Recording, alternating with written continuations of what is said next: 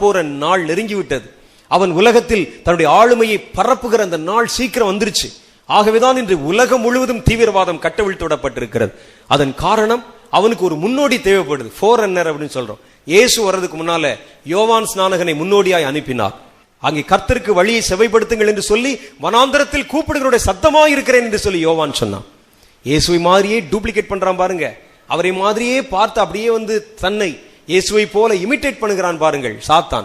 அவன் என்ன செய்கிறான்? உலகம் முழுவதும் அவனுடைய வருகை இருக்க போறதுனால, உலகம் முழுவதும் ஒரே குடையின் கீழ் கொண்டு வர போறதுனால தன்னுடைய தூதர்களை முதல் அனுப்பி உலகம் முழுவதும் ஒரு தயார் நிலைமைக்கு கொண்டு வர்றான். அவர்கள் தான் இங்கு உலகம் முழுவதிலும் வியாபித்து பல தீவிரவாத குழுக்களை நிறைத்து அவருடைய உள்ளங்களிலே கொடூரத்தை கொடுத்து, ஏன் அவனுக்கு பிள்ளை குட்டி இல்லையா? அவனுக்கு மனைவி மக்கள் இல்லையா? செத்து கிடக்கிற அத்தனை உடல்களை பார்த்தும் இவர்கள் சிரித்துக் கொண்டிருக்கிறது தான் பார்க்கிறோம் ஒழிய ஒருவனாவது மரித்தவர்களுடைய சரீரத்துக்காகவோ விலையேறப்பட்ட உயிர்கள் போனதற்காகவோ கலைஞன தீவிரவாதம் நம்ம பார்க்கறது இல்லை. அத்தனை கொடூரங்கள் அரங்கேறி கொண்டிருக்கிறது. காரணம் என்னன்னா, சத்துரு அவருடைய கண்களை குருட்டாட்டம் பிடிக்க பண்ணி தன்னுடைய கரங்களில் ஒரு ஆயுதமாக பயன்படுத்தி உலக நாடுகள் முழுவதிலும் அங்கிங்கனாதபடி எல்லா இடங்களிலும் இப்படிப்பட்ட தீவிரவாதத்தை கட்டவிழ்த்து விட்டு கொண்டிருக்கிறான். சாத்தானுடைய தந்திரங்களில் இது ஒன்று. அவன் வருவதற்கு முன்பு இது சம்பவிக்க வேண்டும். இதில் விலையேற பெற்ற மனித உயிர்கள் கொலை செய்யப்படுவது அவைகள் நிறுத்தப்பட வேண்டும். இதன் பின்னணியிலே மனிதர்களை நம்ம குறை சொல்லிக் கொண்டிருக்கிறோம். இல்ல, அதற்கும் பின்னால் நீங்கள் பார்த்தால் சாத்தான் ஒளிந்து கொண்டிருக்கிறான். மனிதர்கள் எங்கே ஒரு காரணம் இல்லாமல் மரித்தாலும் அதன் பின்னணியிலே சாத்தான் இருக்கிறான் என்று வேத புஸ்தகம் சொல்லுது. ஆகவே இப்படிப்பட்ட தீவிரவாத கிரிகளை உலகத்தில் கொண்டு வருகிற பொல்லாத கிரிகள் நம்முடைய பட்டணங்களுக்குள்ளும் நம்முடைய பகுதிகளுக்குள்ளும் நம்முடைய எல்லைகளுக்குள்ளும் அவைகள் நுழையாதபடி தடுத்து நிறுத்தும்படிக்காக ஒரு ஜாமக்காரர்களை போல கர்த்தருடைய பாதத்திலே மன்றாடி ஆண்டவரே சொல்லு, நீங்க ஜெபிச்சா அது விடுதலை கிடைக்கும். ஏன் இது ஜெபத்துக்கு மாத்திரம் கட்டுப்படுகிறது தெரியுமா? பின்னணியிலே சாத்தான் இருக்கிறான். ஆகவேதான் நீங்கள் அதற்கு விரோதமாக எத்தனை பெரிய பெரிய நாடுகள், வல்லரசு நாடுகள் பார்த்தீங்களா, அமெரிக்கர்கள் சொல்லுகிறார்கள் இந்த உலகத்தை மாதிரி 33 உலகத்தை அழிக்கக்கூடிய அளவுக்கு எனக்கு அணு ஆயுதம் இருக்குன்னு சொல்றாங்க. இங்கிலாந்தும் அப்படித்தான். இவெல்லாம் வல்லரசு நாடுகள். ஆனால் தீவிரவாதிகளுக்கு முன்னால் நிக்க முடியல, அவரால் ஒடுக்க முடியல. அவர்கள் பல இடங்களில் அவர்களை தீவிரமாய் தேடிக்கொண்டிருக்கிறார்கள். பின்லேடன் இருக்கிற இடத்தை பிடிக்க முடியல. அவர் நினைச்சா பிடிக்க முடியாதா? அவர்கள் கையில் அத்தனை ஆயுதங்கள் இருக்கிறது, அவர்களை அந்த இடத்தை அப்படியே அழிச்சிட முடியாதா? முடியாது.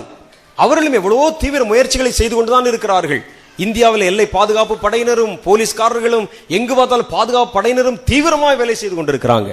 பல வருடங்களாக தீவிரவாதிகளை ஒடுக்க வேண்டும் என்று சொல்லி எல்லா மாநாடுகளிலும், எல்லா உலக நாடுகள் கூடுகிற மாநாடுகளிலும் உலக தலைவர்கள் கூடி கூடி பேசுகிறார்கள், தீர்மானம் எடுக்கிறாங்க, முயற்சி பண்றாங்க. முடியல. அவர்கள் பேச பேச முன்ன இருந்ததை விட அதிகமாய்த்தான் தீவிரவாத குழுக்கள் பெருகி கொண்டு வருகிறதை ஒழிய அது குறைந்தபாடா இல்லை, குறைக்கவும் முடியாது. காரணம் என்ன தெரியுமா? அதன் பின்னணியிலே சாத்தான் இருக்கிறான். சாத்தான் அணு ஆயுதத்துக்கெல்லாம் கட்டுப்பட மாட்டான். சாத்தானை கட்டுப்படுத்த வேண்டுமானால் ஜெபம் ஒன்றினால்தான் நீங்கள் அவனை கட்டி போட முடியும். அல்லேலூயா. சாத்தானை துப்பாக்கி காட்டி மிரட்ட முடியாது.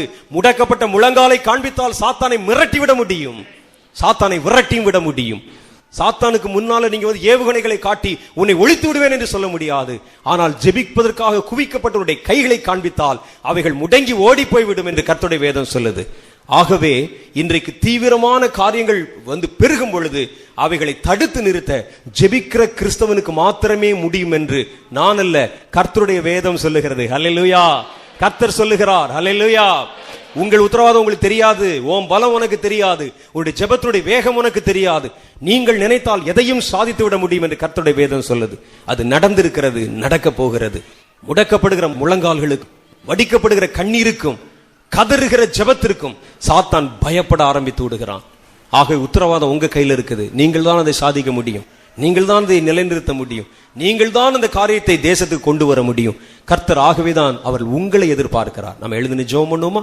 ஆண்டவரே, இப்படிப்பட்ட தீவிரவாதங்கள் தேசங்கள் சூறையாடப்பட்டு விலையேறப்பட்ட மனித உயிர்கள் கொத்து கொத்தாய் மரிப்பதற்கு முன்னால என் தேசத்துக்கு இரக்கம் செய்யுங்க, என் தேசத்துக்கு இரக்கம் செய்யுங்க. என் தேசத்துக்கு நீர் இறங்க வேண்டுமானால் ஆண்டவரே, முதலாவது நான் ஜெபிக்கிறவனாய் மாறணும். எனக்கு அந்த உத்தரவாதத்தை நீர் தந்திருக்கிறீர், அந்த உணர்வை எனக்குள்ளே தாருங்க. கர்த்தரிடத்திலே கேட்போமா? ராக்காலம் வருகின்றது, அதன் சாயல் தெரிகின்றது, ஒளியுள்ள காலம் முடிகின்ற முன்னே உன் சேவை நிறைவேற்றிடு. திறப்பின் வாசலில் நிற்கிறவர்கள், அழிகிறவர்களின் அழிவை தடுத்து நிறுத்த வல்லமை நிறைந்தவர்கள், அழிகின்ற கூட்டம், மரிக்கிற ஜனத்திரள், வெடிகுண்டுகளுக்கு பலியாக காத்திருக்கிற அப்பாவி உயிர்கள் இன்றைக்கு உன்னைத்தான் எதிர்பார்த்து நிக்குது. ஜெபிக்க மாட்டியா அம்மான்னு சொல்லி கதறுது. என் உயிரை காப்பாத்த மாட்டியான்னு சொல்லி கதறுது. திறப்பின் ஓர் வாசல் இங்கே, அதில் நிற்கும் மனிதன் எங்கே? திறப்பின் ஓர் வாசல் இங்கே, அதில் நிற்கும் மனிதன் எங்கே? கர்த்தரின் கண்கள் பூலோகமெல்லாம் அதை தேடி அலைகின்றதே, அதை தேடி அலைகின்றதே. ஆம், திறப்பிலே நிற்கவும் சுவரை அடைக்கவும் ஒரு மனிதனை தேடினேன், ஒருவனையும் காணேன் என்கிறார் கர்த்தர். ஆண்டோட்டு சொல்லுங்க, நாங்கள் இத்தனை பேர் இருக்கிறோம் ஆண்டோரே, என்னை எழுப்பும், நான் நிற்கிறேன். என்னை பலப்படுத்தும், நான் அடைக்கிறேன். என்னை உயர்த்தும், நான் கதறுகிறேன். ஆண்டவரே, நானே இந்த மனுஷன், நான் உத்தரவாதம் பண்ணட்டும், நான் கதறட்டும், என் மேல் உம்முடைய வல்லமை இறங்கி வரட்டும். பின்மாறி பொழிகின்றதே நம் வேளை வருகின்றதே,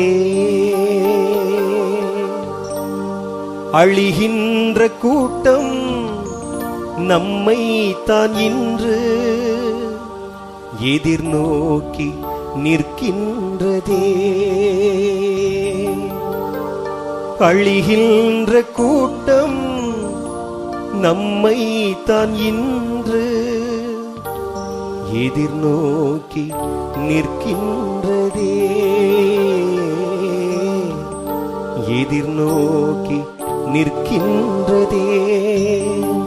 எத்தனை குழந்தைகள், எத்தனை வாலிப பிள்ளைகள், எத்தனை முதிர் வயதில் உள்ளவர்கள் வெடிகுண்டுக்கு பலியாக காத்திருக்க, எத்தனை அப்பாவி ஜனங்கள், வேலைக்கு போயிட்டு திரும்பினவங்க, பிரயாணம் முடிஞ்சு வீட்டுக்கு போலான்னு ஆசையோட வந்தவங்க, எத்தனை பேர் மரிச்சு போனாங்க. இன்னும் ஒரு கூட்டம் பேர் மரிப்பதற்கு காத்திருக்கு. அந்த கூட்டத்தினுடைய கதறல் உங்க காதுல கேட்கலையா? அழிகின்ற கூட்டம் இன்னைக்கு நம்ம ஜெபத்தை தான் எதிர்பார்க்குது, நம்மைத்தான் எதிர்பார்க்குது, நம்மைத்தான் எதிர்பார்க்குது. இது தேச தீட்டுப்பட்டு போகக்கூடாதுன்னா, தேசத்துல ரத்த மழை ஊற்றக்கூடாதுன்னா, நம்முடைய எல்லைகளில் சமாதானம் இருக்க வேண்டுமானால் இதோ உங்கள் ஜெபங்கள் கடந்து வரணும் கர்த்தர் விரும்புகிறார். இது விதைக்கின்ற காலமல்லவா, நாம் செயலாற்றும் நேரமல்லவா. இது விதைக்கின்ற காலமல்லவா, நாம் செயலாற்றும் நேரமல்லவா. இது ஜெபிக்கின்ற காலமல்லவா, செயலாற்றும் நேரமல்லவா. உறங்காமல் நாமும் விழிப்போடு எங்கும் சுவிசேஷ விதை தூவுவோம். உறங்காமல் நாமும் விழிப்போடு எங்கும் சுவிசேஷ விதை தூவுவோம். விதைக்கின்ற காலமல்லவா, நாம் செயலாற்றும் நேரமல்லவா.